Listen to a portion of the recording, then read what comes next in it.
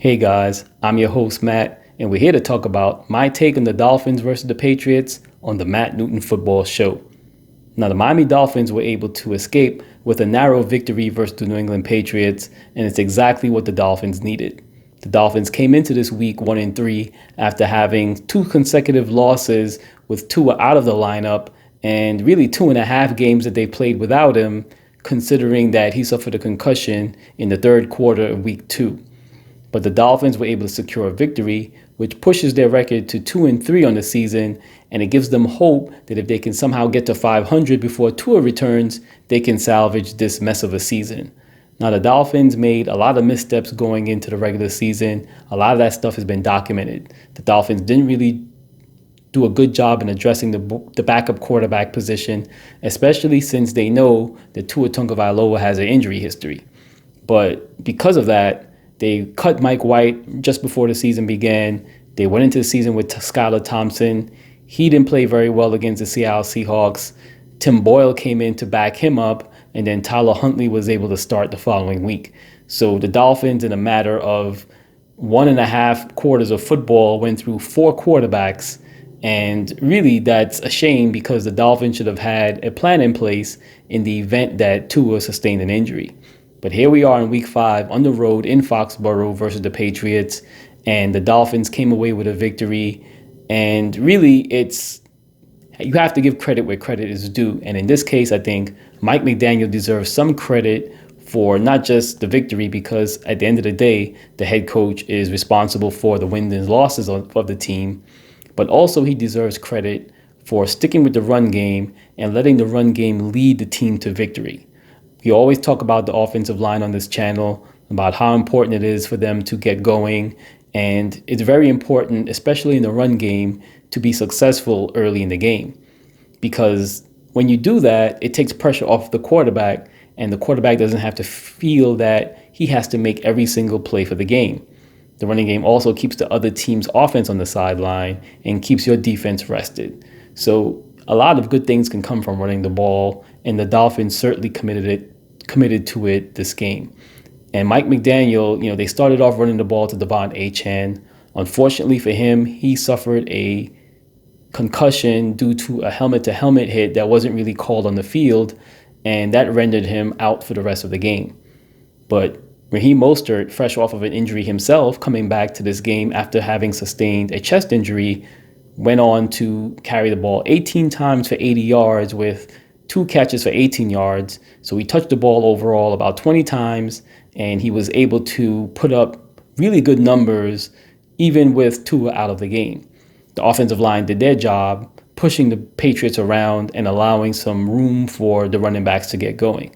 What's really impressive about this is that Raheem Mostert not only ran hard, but he ran between the tackles. Typically, you expect the Dolphins to run a lot of heavy outside zone, but this game they made a concerted effort to run the ball between the tackles and get the tough yards that the Dolphins really need. This should be part of their identity going forward. Not to say that the outside zone doesn't have its merits, of course. It's a great scheme. It can get you a lot of chunk plays in the running game, but there's some times when you have to really run the ball down the middle of the defense, right down their throats, even when they're expecting it. And this type of identity would not only help the Dolphins get more of a persona of being a tougher team, but also it will help them be able to salt away games later in the fourth quarter, even when Tua returns to the lineup. So hopefully Mike McDaniel can take a lesson from this game and use it to craft game plans for the future going forward. Now, in terms of Jaylen Wright, he came in the game as well. Since Devon Achane was out, it left he and Raheem Mostert as being the 2 main running backs for the game. And, I couldn't be more impressed with the way Jaylen Wright performed. He had 16 carries for 83 yards. And even though I don't think he received any targets, the fact of the matter is he finished runs, he ran strong. And, for a young rookie, obviously he has fresh legs coming into the league. But, he kind of showed that he belonged in the NFL with the kind of runs, the kind of cutbacks. I mean, some of these jump cuts that he made were so impressive on film. And, if he can get this kind of performance going into the season, especially later in the season, that's when it will really matter. The Dolphins really have a difficult time winning games in December and January. And having a guy like him who has that kind of physical presence and also has that kind of productivity is what the Dolphins really need for the second half of the season.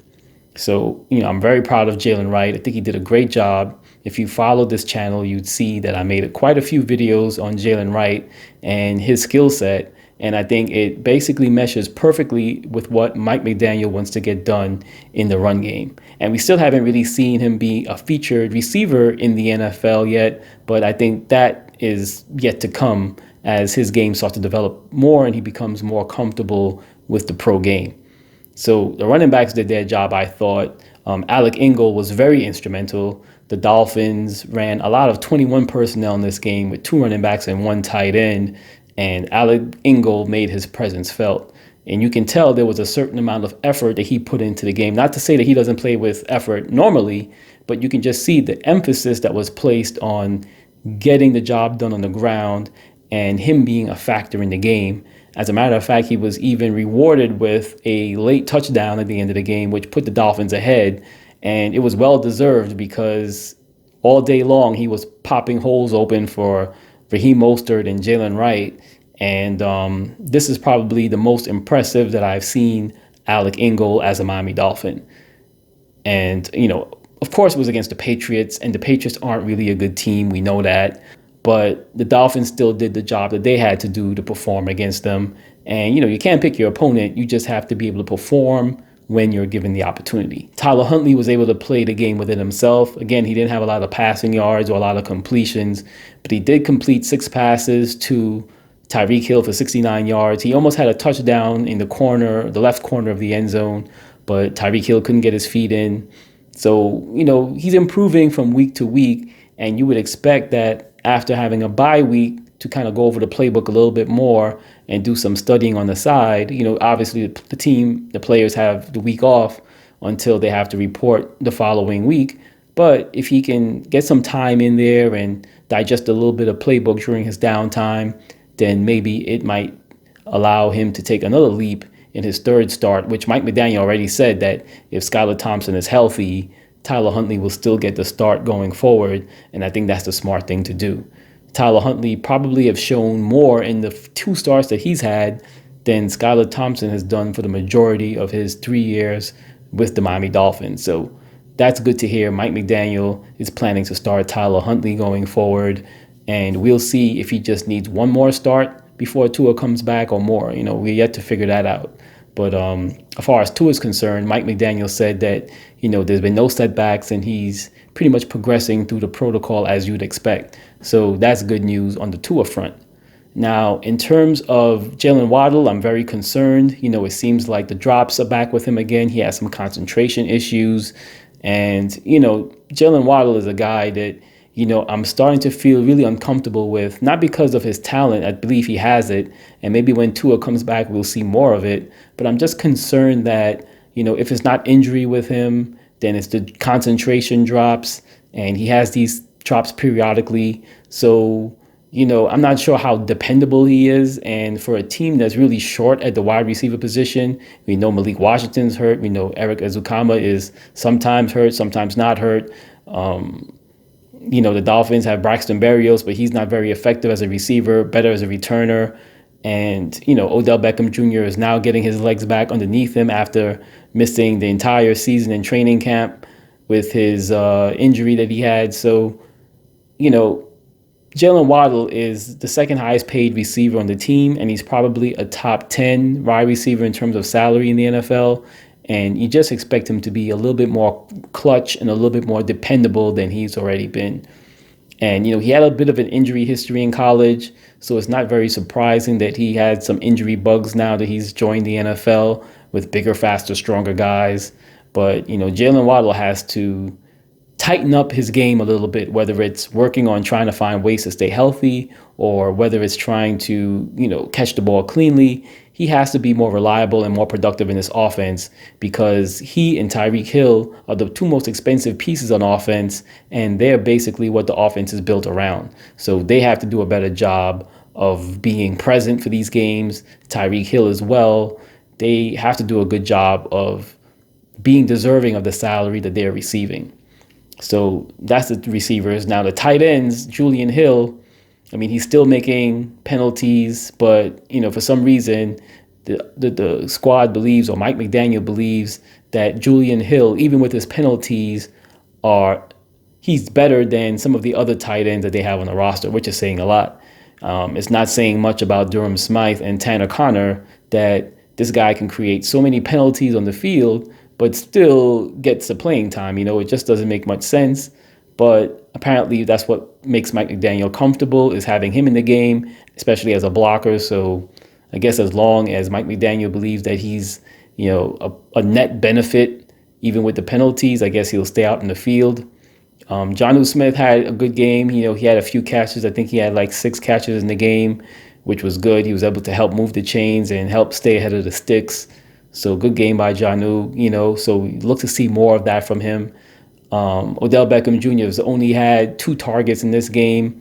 1 target was intercepted. The other one was, I think, deflected by a defender. So, not a good start for him, but, you have to kind of expect that with his first game back, having not had any football activity in the entire offseason training camp. So it was good to see him at least back on the field. Hopefully he can have better production down the road. Now, the special teams was a complete disaster. There was a blocked punt. There was a botched snap on the field goal. There was all kinds of problems in the return game.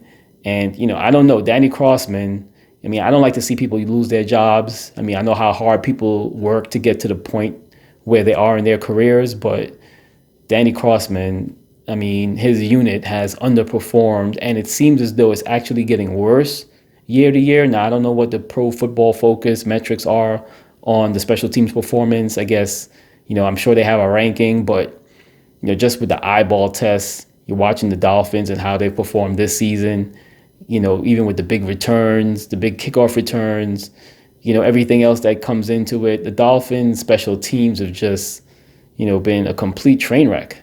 And between Jason Sanders' field goal misses, botched snaps again, block punts, how many plays like these can you have on special teams and, expect to win games? Special teams can definitely cost you games in this league. And if you don't have your special teams tightened up, then, eventually it's going to lead to a fatal error that directly leads to a loss. So you don't want to see it come to that point. Danny Crossman, I guess he has to do a better job with his unit. But honestly, I'm not very optimistic about that because, he hasn't shown a lot of growth so far with his unit in the years that he's been here. So, we have to keep an eye on the special teams, but, it is what it is. Now, in terms of the defense, the defense did a good job for the most part of rendering Jacoby Brissett ineffective. Now, the run defense was a little bit sketchy the whole game. Obviously, Raheem, Ramondre Stevenson had that big 33-yard touchdown run, a bunch of missed tackles, a lot of people with no discipline, a lot of people not really attacking their running lane. So he was able to get outside containment, break a few tackles, make a few guys miss, and, scamper all the way into the end zone for a 33-yard run, which might have been one of the longest runs of his career because he's not really that kind of guy to make long runs. But if you're the Dolphins, you have to be frustrated with the running defense. Now, a lot of people are saying that the run defense isn't as good as it was last season, and statistically, it isn't. The Dolphins are giving up more yards per carry than they did last season, but the Dolphins still had a penchant for giving up long runs. Even last year, a lot of the same thing, a lot of discipline issues, people ignoring their gap responsibility, trying to do too much, not really playing within themselves and contributing by sticking to their responsibilities. So that can lead to errors in run fits. So the Dolphins have to do a better job of shoring that up as well on defense. But the pass defense was pretty good. Jaylen Ramsey late in the game, it seems as though he was playing in the slot, but for some reason he gave so much cushion that the Patriots were able to pick up a key third down late in the game, which almost led to a loss potentially. And I'm sure if it did, a lot of people will be questioning that play by Jaylen Ramsey, allowing so much room to the slot receiver, which resulted in the first down. But overall, I thought Jaylen Ramsey played a really solid game. He was all over the place. He was blitzing the quarterback. He was very impactful. You can tell he was trying to set the tone of physicality that the team needed. So, you have to give Jaylen his props for the kind of effort that he put towards the game and trying to set the tone for intensity for the entire defense. So let me know what you guys think. Leave a comment in the section below, and I'll see you in the next video.